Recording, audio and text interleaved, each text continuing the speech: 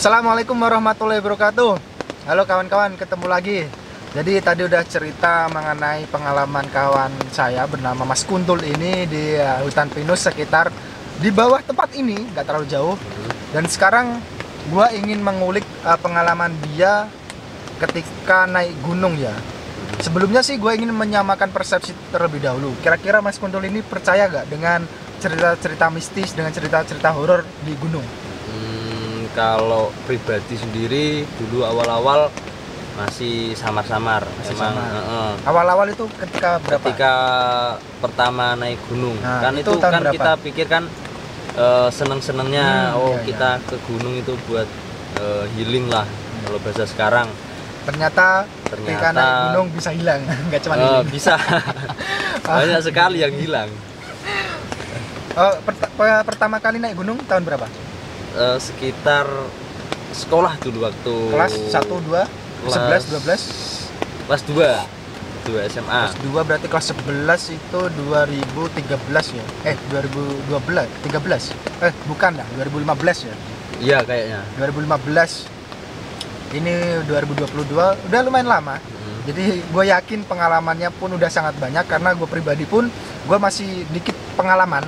Dan untuk pengalaman horor pun kalau gue pribadi nggak terlalu banyak, walaupun gue pernah solo hiking. Dan menurut gue itu dibandingkan dengan cerita horor yang orang-orang ceritakan, itu belum pernah sama sekali gue temuin. Dan kadang gue merasa ya 50-50 antara percaya sama tidak, karena gue belum pernah mengalami. Nah mungkin kalau Mas Kuntul, karena sudah bolak-balik naik gunung, bahkan dia pernah ke Semeru, pernah ke Gunung Gede ya, sampai ke Jawa Barat, Jawa Tengah apalagi, itu udah beberapa gunung, udah berapa kali, udah nggak terhitung lah intinya. Maka dari itu gue ingin sekali mengulik sih bagaimana pengalaman dia, utamanya cerita horor ya, ketika naik gunung. Nah untuk Mas Kuntul sendiri, kira-kira di benakmu ya, itu memiliki pengalaman horor itu di gunung mana yang ada di pikiran Anda? Kalau horor sih setiap gunung itu mesti ada cerita tersendiri. Tapi ada yang benar-benar membekas di pikiran, yang kita manusia kan, kita cowok-cowok kan biasanya lebih berpikir logis ya. Kadang kita sebagai cowok itu masa lalu ya udah gitu kan ya, itu cerita romans kan. Okay. Walaupun terkadang cerita romans itu selalu terpikirkan, apalagi kalau ketemu orangnya, tapi itu fana. Oke. Lanjut lagi tadi di gunung. Masih membekas sih, emang nggak bisa dilogika, cuma emang kejadian itu di gunung mana? Boleh disebut? Oh nggak apa-apa. Nggak apa-apa. Kalau boleh disebut itu di Gunung Lawu dulu. Oke, Gunung Lawu. Itu kira-kira pengalaman seperti apa di Gunung Lawu ketika itu? Mulai dari mana dulu nih? Dari sebelum pendakian atau kejadiannya? Ya gini aja, dulu itu berangkat berapa orang? Berangkat 6 orang. 6 orang ya, 6 orang. Terus mulai ada kejadian yang tidak enak itu di pos berapa? Itu waktu via mana? Via Candi Ceto. Via Candi Ceto. Iya. Candi Ceto kalau nggak salah cuma ada 5 pos ya? Iya, 5 pos. Gua udah pernah ke situ sih. 5 pos itu kejadian di pos ada beberapa sih. Ada beberapa. Berarti ada beberapa pos yang memang memiliki cerita yang kurang logis gitu. Iya, kurang logis sekali. Pertama di pos berapa? Waktu naik kan kita emang kesiangan. Pukul berapa naiknya? Mulai pukul 11 kayaknya. 11 ya. Dari base camp ya. Dari base camp jam 11 kita naik. Kami kan kelompok kan bawa beberapa orang yang emang baru pertama kali naik gunung ya. Dan itu pun fisiknya emang kurang. Jadi teman-teman kalau mau naik gunung itu persiapan dulu fisiknya, jangan cuma materi saja. Fisik itu sangat penting dan juga mental. Nah itu ingat ya teman-teman, walaupun kalian pertama kali naik gunung, paling tidak fisik kalian itu udah kalian persiapan. Karena kalau kurang siap nanti kalian bisa menyusahkan teman kalian sendiri. ya. Tuh. Nah, waktu itu naik masih normal. Pos 1 dari base camp pos 1 antara 1,5 jam sampai 2 jam. Terus pos 1 ke pos 2 1 jam, pos 2 sampai pos 3 itu setengah jam kita naik. Nanti kejadiannya waktu turun. Nah, waktu kita pos 3 itu kita udah sore. Jam kita, berapa tuh? Jam 3-an. Jam 3. Kita juga belum makan siang, jadi kita makan siang di situ. Kan di situ masih ada sumber air. Ya. Kita makan-makan, ternyata rencana kita mau ngecamp. Suara apa tuh? Waduh, Kita mau ada yang jalan tuh. kita mau ngecamp di pos 5, tapi kita nggak nyampe. Jadi kita di pos 3 itu udah di turun hujan. Jadi kita ngecamp itu di atasnya pos 3 sedikit. Berarti belum sampai pos 4 ya? Iya. Memang itu ada tempat atau gimana?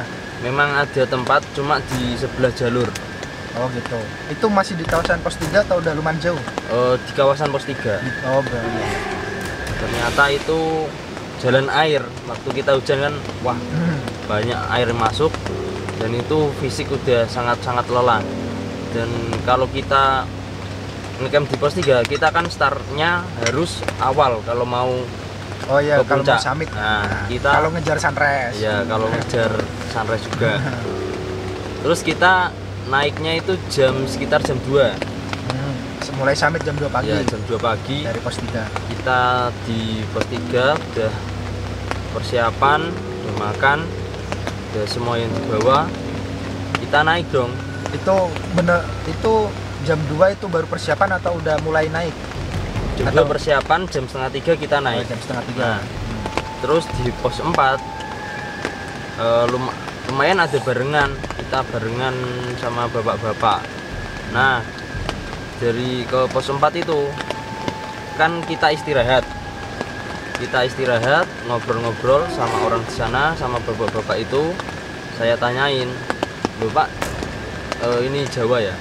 Loh Pak, sampean kok ngecamp apa boten?" Ini boten. Terus niku kok boten nggawa carrier utawa sing persiapan ngecamp Pak? Jenengan iki nopo ten mriki? Nah, itu saya tanya itu maksudnya kenapa dia mendaki tapi kok tidak bawa peralatan daki? Oh, iya. Tidak membawa peralatan mendaki seperti orang umumnya Ya, cuma bawa sarung sama tongkat. Terus saya Nggak tanya, bawa tas sama sekali. nggak bawa.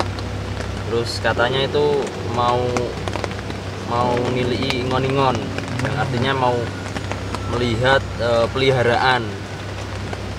Mau Kan tengok peliharaan. nah, kita mikir logis toh. Ya. Oh, mungkin di atas itu ada kambing atau sapi, soalnya di atas kan rumput-rumput banyak. Nah, mikir masih logis. Terus Itu di pos 4 ya? di pos 4. Terus setelah jalan, loh, kayaknya kalau kambing di atas kan kayaknya nggak mungkin. Nah, terus mikir lagi dong, wah, ya udah mikir yang itu mungkin peliharaannya itu gini ya. Ya ibarat jin lah. Nah, Kayak itu. gitu lah ya. Nah, terus Hal-hal goib. udah pikiran di situ udah mulai kacau. Terus teman saya itu yang apa itu kayak pemula itu kan di depan, dia semangat itu. Waktu dia mau naik itu tiba-tiba mukanya pucat. Itu belum sampai pos 5 ya? Belum sampai pos Berarti 5. masih trekking dari pos 4 kan? Nggak tahu kenapa mukanya pucat paling depan. Nggak berani cerita tuh kalau di gunung. Nah, ceritanya di base camp katanya itu memang nggak sengaja itu menyoroti makhluk sekitar sana. Jadi mungkin dia kaget, nggak bisa diajak bicara. Terus lanjut kita jalan sampai Boyem itu udah mulai lancar. Terus Itu jam berapa sampai ke Boyem? siang sekitar jam 10-an. Duh, jam 10? Kita Memang di jalan lama sekali, sekalian makan juga, terus di Itu Boyem. dari Boyem itu belum ke puncak ya? Belum ke puncak itu. Jam 10. Ya itu masih makan di Boyem, terus juga istirahat juga. Istirahat dalam arti cuman minum-minum, makan atau tidur? Sekalian tidur. Sekalian tidur. Malah ketiduran. Jadi summitnya kita siang jam 12. Tapi kalau dari Boyem kan cuman paling 15 menit ya, 20 menit kan? Ya, sekitar segitu. Terus turun lagi kurang lebih jam 1. Terus kita isi perut dulu, makan lagi sampai akhirnya istirahat, ketiduran itu jam 3. Udah sore. Itu di Boyem tadi. Di Boyem. Di sekitar situ ya? Iya, jam 3. Udah mau udah telat sekali kalau kita turun itu. Jadi kita turun cepet. Jadi nebas maghrib lagi di pos 4. Kita istirahat di situ.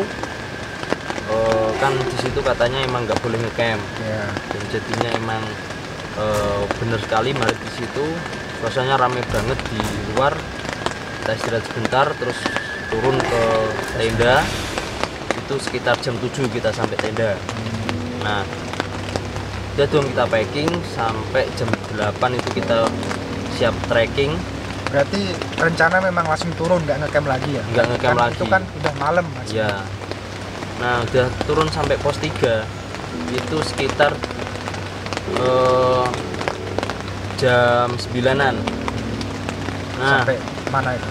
Sampai pos 3 di Candi Ceto.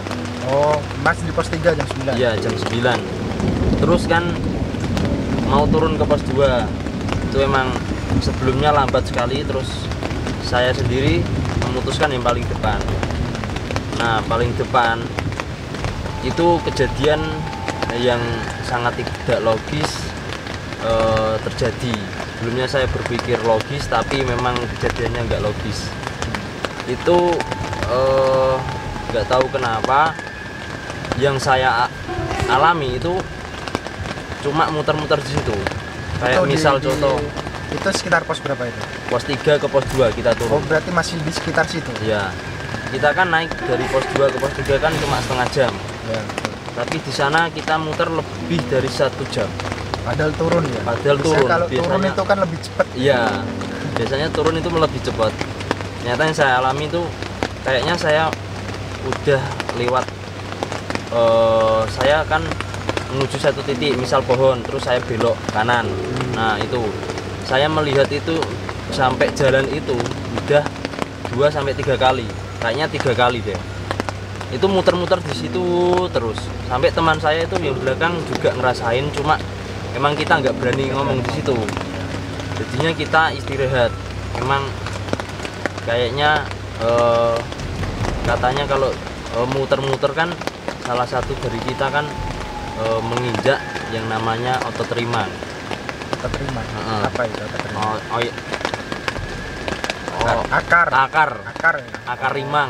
Oyot. Oyot itu bisa Jawa. Oyot itu akar ya. Biasanya bahasa Indonesianya akar ya. Akar rimang itu jenis akar yang katanya orang-orang itu akar yang nggak terlihat, nggak dari dunia kita. Kalau nggak salah, kalau ada yang tahu bisa koreksi di bawah, akar rimang ya.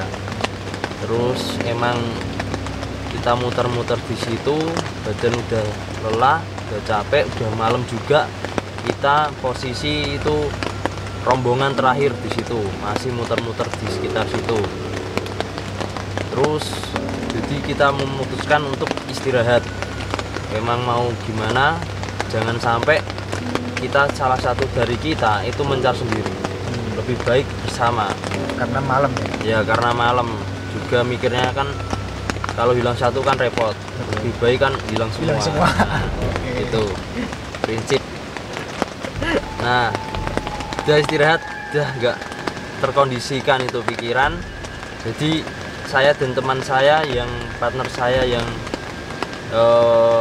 ngajak muncak ini, saya suruh depan. Jadi saya pindah posisi paling belakang. Itu posisi udah sangat nggak enak, udah berat sekali di belakang. Itu yang paling depan itu orang yang emang udah biasa muncak atau yang pemula? Udah biasa muncak. Biasa. Saya dan teman saya itu yang ngajak muncak. Berarti 6 orang itu yang udah biasa muncak berapa orang? 3 orang. 3 orang. Berarti yang 3 itu masih pemula ya? Masih pemula, masih awam juga. Nah, sampai ternyata alhamdulillah kita sampai di pos 2. Pos yang ada pohon yang besar itu. Itu sekitar pukul berapa? Sekitar pukul 11 malam. 11 malam. Udah mau mendekati tengah malam. Terus kita turun lagi pos 2 sampai pos 1 itu udah lancar. Alhamdulillah udah lancar. Nah, pos 1 sampai base camp itu kita ada konflik. Entah itu saya dan teman saya yang biasa muncak tadi. Itu entah kenapa itu konflik di situ. Udah ambil 2 jalur, padahal jalur yang saya ingat itu lurus. Tapi dia ngambil ketika itu dari pos 1 menuju ke base camp itu bertemu jalan bercabang gitu. Ya, jalan bercabang. Terus saya kan ingat sekali itu lurus. Nah, tapi dia belok kanan yang ada tangga-tangganya. Saya bilang dong, itu kan enggak jalan yang dilewati waktu mendaki. Terus tapi ternyata dia lewat situ dan teman saya yang 5 itu ikut saya. Terus temen lu sendiri begitu? Iya, teman sendiri itu udah ngenganan sendiri. Terus udah dong saya mikir, wah kasihan juga kalau kesesat, lebih baik tunggu sebentar lah, paling bentar lagi dia nyusul kita. Terus? Nah, ternyata selang beberapa menit dia nyusul. Emang nggak karuan pikirannya, udah kita lebih baik kita sampai base camp dulu, dan alhamdulillahnya udah aman. Base camp ya, alhamdulillah banget. Berarti gua dulu pernah sih ke Lawu 2000 berapa ya, 19 kalau nggak salah. Itu puncak kedua. Sebelumnya gua puncak pertama itu di Gunung Merbabu ya. Cuman nggak terlalu ini sih, nggak terlalu horor menurut gua. Cuman ketika di Lawu itu kami kan berlima kan, kami berlima itu sebenarnya nggak terlalu spesial sih menurut gua, nggak terlalu horor banget, cuman biasa aja.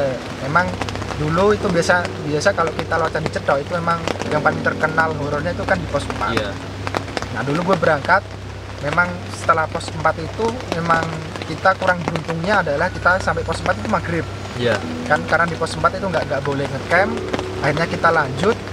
Setelah kita lanjut dikit ya, itu tiba-tiba hujan. Tapi hujan itu cuman paling 30 detik 1 menit lah. Kita pakai jas hujan, kemudian hujannya hilang. Iya. Terus kita jalan dikit, hujan lagi. Ibarat pertama kita di-prank sama hujan. Iya. Nah, sebelum itu karena gua dulu paling depan ya. Gua paling depan. Kemudian gua merasa memang carrier gua itu sangat berat. Kemudian ketika itu sambil gua bau melati. Iya. Bau melati. Cuman gua pendem sendiri lah ketika itu, karena ketika itu gue membawa 1 orang pemula yang memang orangnya itu nggak mau pakai carrier, nggak mau pakai carrier ya. Jadi pernah bawa carrier itu paling cuma 2 menit langsung dikasih ke temen gue gitu. Karena ketika itu 5 orang yang bawa carrier itu cuma 3 orang. Nah, ketika pos 4 itu sebenarnya gue ngerasa bahwa trekking dari pos 4 menuju ke pos 5 atau di Sabana atau Gupak Menjangan itu ya, itu nggak terlalu terjal. Menurut gue asik, jalurnya memang nggak terlalu terjal, banyak bonus, tapi nggak tahu kenapa gue ngerasa berat banget. Jadi beban carrier gue itu bertambah, kemudian kayak kaki gue itu kayak ada yang megangin. Iya. Jadi kawan gue yang belakang yang pernah muncak sama gue pertama di Merbabu itu dia geleng-geleng.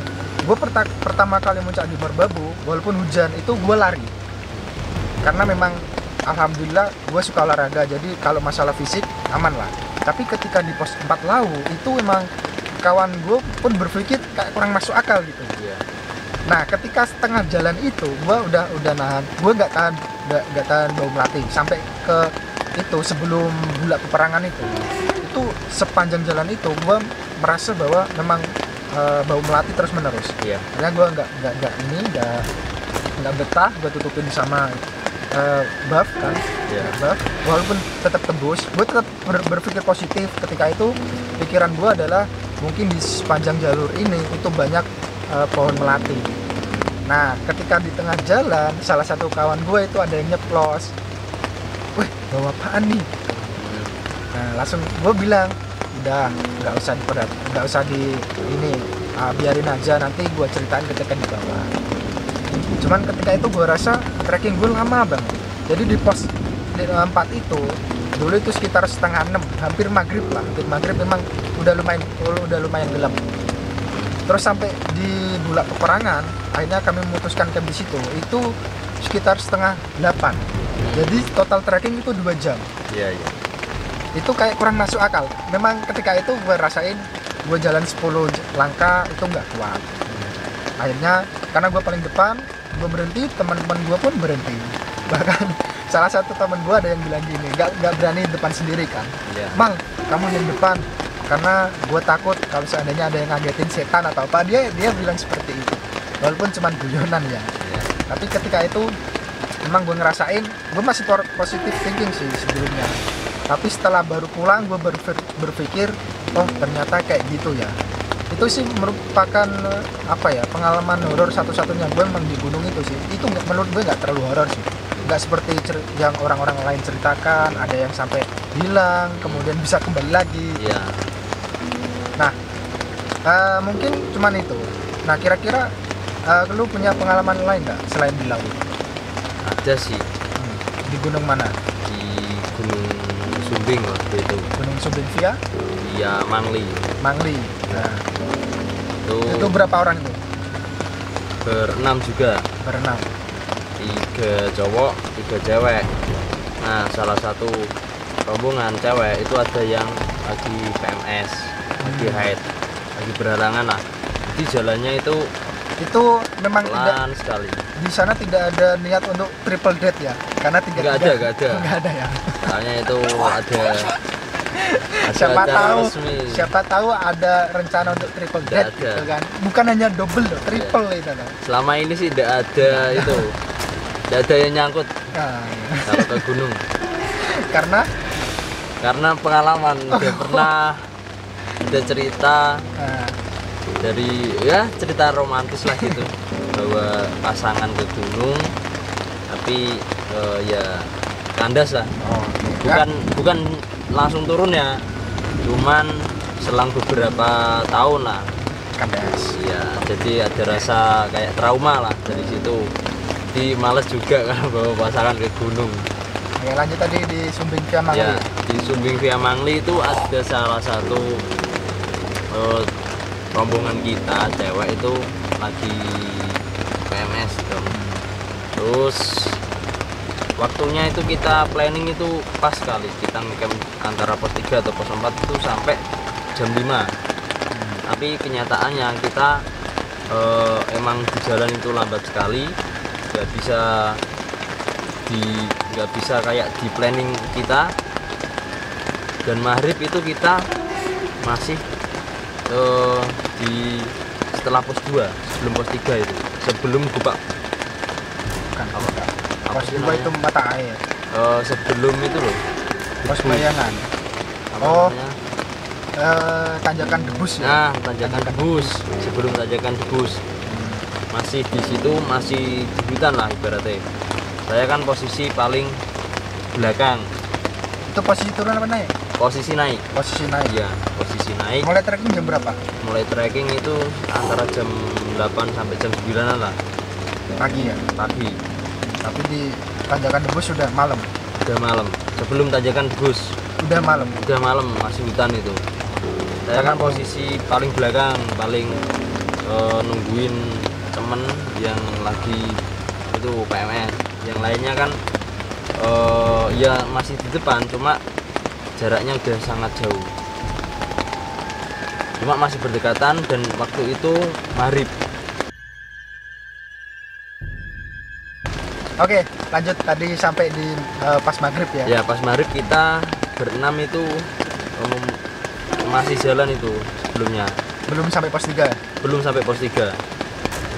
Terus saya paling belakang itu kayak mendengar ada cewek nangis.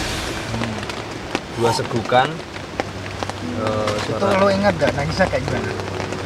Suaranya kayak ini udah gitu. Itu emang udah dipastikan bukan temen lo cewek kan? Dipastikan di belakang nggak ada cewek. Bukan temen juga sih. Berarti posisi lo paling belakang gitu? Ya paling belakang itu, dengar jelas sekali.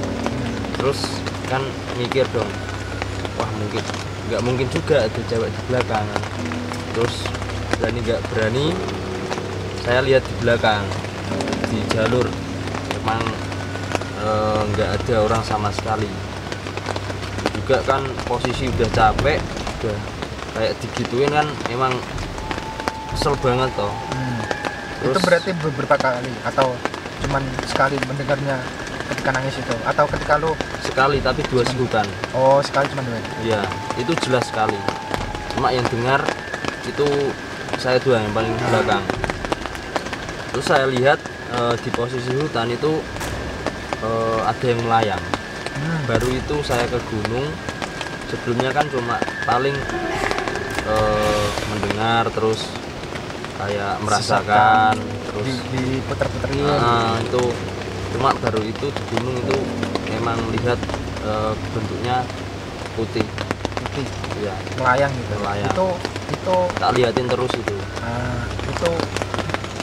Itu ketika itu memang lo lihat jelas atau gimana? Jelas sekali. Bentuknya kayak kuntilanak gitu. Iya. Wajahnya kelihatan apa enggak? Enggak, soalnya jaraknya antara 20 meteran. Oh, lumayan jauh. Iya, cuma itu terbang, lihat jelas sekali dan tak liatin terus toh. Dan yang lainnya enggak saya kasih tahu. Pokoknya yang penting aman lah, ini kelompok ini aman. Saya lihat nggak apa-apa, alhamdulillah mental aman di situ. Dan kita memutuskan, habis itu saya memutuskan untuk mending sholat dulu di jalur, nggak apa-apa. Yang penting kita berhenti, kita sholat, kita doa yang baik-baik, semoga diberi kelancaran. Terus alhamdulillah habis sholat kita sampai di pos 3 aman. Sekitar pukul berapa itu? Sekitar pukul 8 sampai 9 itu udah gerimis, itu udah dingin banget. Jadi kita istirahat dan memutuskan ngecamp di situ ya? Ya, memutuskan ngecamp di situ. Besoknya kita summit. Nah, setelah summit udah lancar-lancar aja, cuma ya waktunya juga molor. Sampai di pos 3 itu jam 2 atau jam 3 sore, saya lupa. Itu udah sore lah ibaratnya. Itu ketika itu summit jam berapa? Summit itu pagi jam 8, antara jam 8 sampai puncak siang. Karena baru cewek ya? Iya. Terus rencana kan teman-teman mau turun. Nah, setelah kejadian yang sebelumnya kemarin itu emang saya males juga kalau lewat situ malam-malam hutan, apalagi udah capek sekali. Terus tak bilangin dong teman-teman, camp 1 malam lagi. Lebih baik ngecamp 1 malam lagi. Soalnya kemarin ada kejadian yang nggak bisa diceritakan di sini, nanti kalau di bawah saya ceritakan. Nah, jadi teman-teman memutuskan untuk ngecamp lagi semalam. Terus esoknya udah ketemu pagi lagi, udah aman, alhamdulillah. Sampai bawah itu alhamdulillah aman. Ya, cuma itu doang yang ya, 2 kejadian itu yang paling nggak bisa dilogika, sama yang paling berkenang lah untuk sekarang ini. Ya memang gue ketika di Lawu itu ya, dari nyampe di pos 4 itu memang belum sholat sih. Ya mungkin karena itu ya digangguin beberapa ada beberapa kejadian lah. Ya mungkin bagi teman-teman, walaupun kita di gunung, usahakan sebagai orang Islam itu setidaknya kita sholat lah, karena itu sudah menjadi kewajiban. Setidaknya walaupun kita di gunung sholatnya walaupun jamak, yang penting jangan sampai meninggalkan kewajiban. Insya Allah kalau kita memenuhi semua kewajiban, insya Allah kita mau di mana, di tempat manapun kita aman. Amin. Gitu. Udah ya? Ya. Nggak ada pesan-pesan? Nggak ada cerita lagi? Cukup sih. Oke, cukup. Soalnya kita ini cerita horor di tempat yang lumayan horor. Sepertinya ya. Sepertinya soalnya di tengah malam ini. Di tengah-tengah malam jam 12 lebih. Dan sepertinya di luar juga rame karena hujan. Soalnya ada suara-suara di lumayan. Ya, oke, itulah kawan-kawan cerita dari Mas Kuntul, dan tadi ada sedikit cerita dari gua ya. Ya intinya kalau dari gua apa ya? Sebenarnya kalau kita di gunung ya, ada kejadian-kejadian yang tidak logis, itu kita harus memastikan. Kadang kita mendengar suara atau kita melihat sekelebat apa ya, kayak cahaya, itu setidaknya apa ya, kita pastikan gitu. Yang penting yang pertama kita jangan sampai takut. Jangan sampai takut, kemudian jangan berpikiran yang aneh-aneh. Karena apa? Ketika kita naik gunung dalam keadaan capek, biasanya kita pikiran itu kemana-mana. Ya, untuk bisa berpikir logis itu kadang kita tidak bisa gitu loh, karena capek dan dinginnya pun kadang tidak bisa ditoleransi. Ya.